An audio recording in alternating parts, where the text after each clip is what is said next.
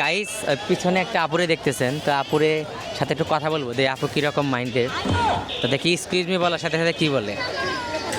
Excuse me আপু, একটু কথা বলতে চাইলাম আপনার সাথে। I mean some kind of question করবো, একটু দাঁড়ালে। আসলে আপনার হাতে যে মেহেদি লাগাইছেন না, এটা দেখে আমার ইচ্ছা হলো যে কাঁচা মেহেদি নিয়ে আপনি মার্কেটে ঘুরতেছেন, তো আপনাকে আমি একটু সঙ্গ দিব, এই জন্য ভাবলাম যে আচ্ছা আমি আপনার সাথে কথা বলি এমনি হাঁটতে হাঁটতে র্যান্ডম পিপল হিসাবে। আচ্ছা এখানে এখানে দাঁড়ান না কেন, এখানে দাঁড়ান, এমনি কথা বলি।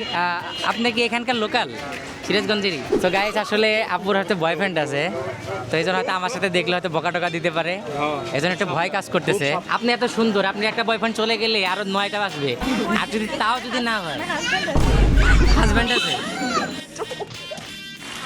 মানে এত অল্প বয়সে আপনি কেন বিয়ে করছেন? আমার বয়স কত জানেন?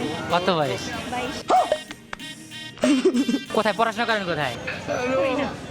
আচ্ছা আচ্ছা, আপনি মানে বিয়ে করছেন তখন কত বয়স ছিল আপনার? 20। 20। ফ্যামিলিগত ভাবে নাকি রিলেশন? ফ্যামিলি। ফ্যামিলিগত ভাবে। সবাই দেখছে যে আপনার পিছন তো সবাই সিরাজগঞ্জের সব ছেলেরা পড়ে থাকবে, সিরাজগঞ্জের সব ছেলেরা পড়ে থাকবে।